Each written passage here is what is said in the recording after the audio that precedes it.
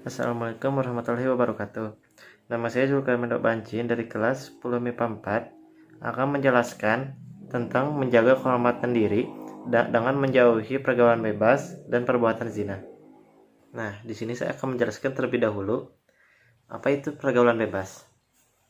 Pergaulan bebas adalah salah satu bentuk perilaku menyimpang yang melewati batas, yang mana diambil dari kata pergaulan yang artinya proses.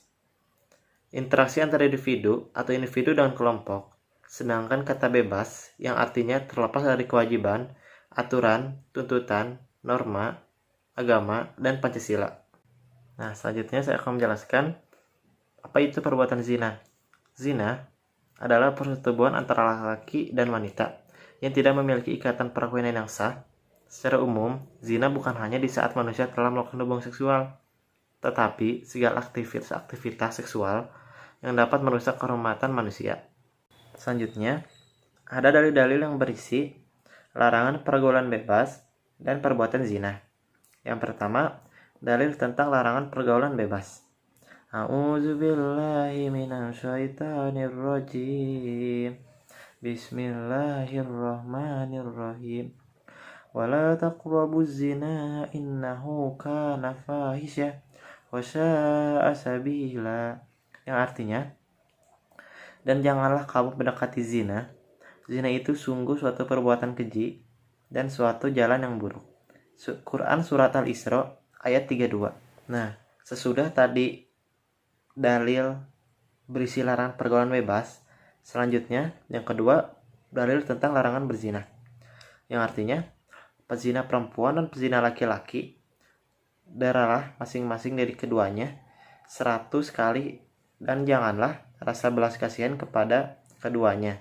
Mencegah kamu untuk menjalankan agama hukum Allah jika kamu beriman kepada Allah dan hari kemudian, dan hendaklah pelaksanaan hukuman mereka disaksikan oleh sebagian orang-orang yang beriman. Quran Surat An-Nur ayat 2. Nah, terus ada nih contoh perbuatan mendekati zina. Yang pertama, melakukan pergaulan bebas. Itu pergaulan yang tidak terikat oleh aturan, norma, dan agama. Yang kedua, manakah tempat yang dapat merangsang nafsu syahwat. Yang ketiga, melihat aurat dan menghayalkannya. Yang keempat, melihat film atau tayangan media yang mengundang syahwat. Yang kelima, membaca bacaan yang mengandung unsur-unsur yang dapat menimbulkan nafsu birahi. Selanjutnya ada kategori zina.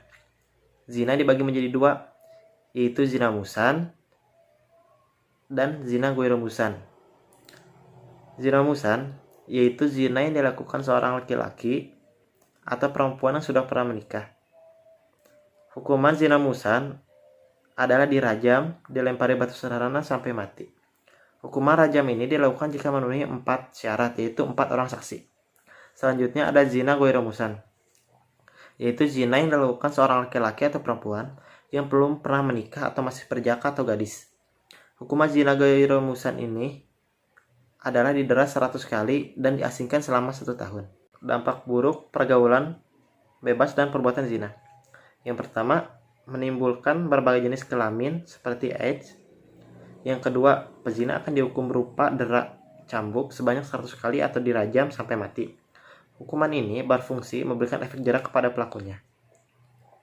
Yang ketiga, mendapat hukuman sosial dari masyarakat, yaitu dikucilkan oleh masyarakat.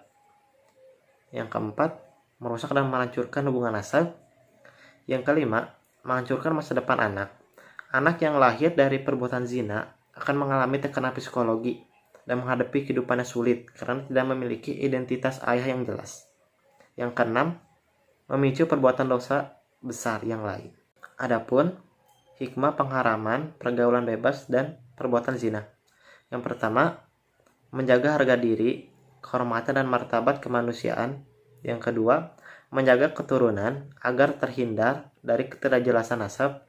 Yang ketiga, menjaga diri dari penyakit yang ditimbulkan dari perzinaan seperti penyakit kelamin, HIV, atau AIDS. Yang keempat, menghindari dosa-dosa lain yang diakibatkan setelah melakukan zina. Yang kelima, memberikan efek jera kepada orang lain dikarenakan hukuman berat bagi pelaku zina menemukan rasa takut mendekati zina. Dan yang terakhir, ada cara menghindari pergaulan bebas dan perbuatan zina. Yang pertama, berpakaian menutup aurat, rapi dan sopan, kehormatan diri akan terjaga. Yang kedua, memilih teman bergaul yang soleh, sebab teman yang soleh akan mengajak berbuat baik. Yang ketiga, menghindari tempat-tempat maksiat yang dapat memberikan peluang dan kesempatan untuk berzina. Yang keempat, hindari perilaku yang menjurus kepada perbuatan zina, seperti berpacaran berdua di tempat sepi, berciuman, dan lain-lain. Yang kelima, mengisi waktu dan berbagai kegiatan positif, seperti membaca buku keislaman, menghadiri majelis taklim, dan lain-lain. Yang keenam, perbanyak mengingat Allah Subhanahu wa taala dengan membaca Al-Qur'an serta mohon perlindungan dari Allah Subhanahu wa taala. Sekian dari saya. Mohon maaf bila ada kesalahan. Wassalamualaikum warahmatullahi wabarakatuh.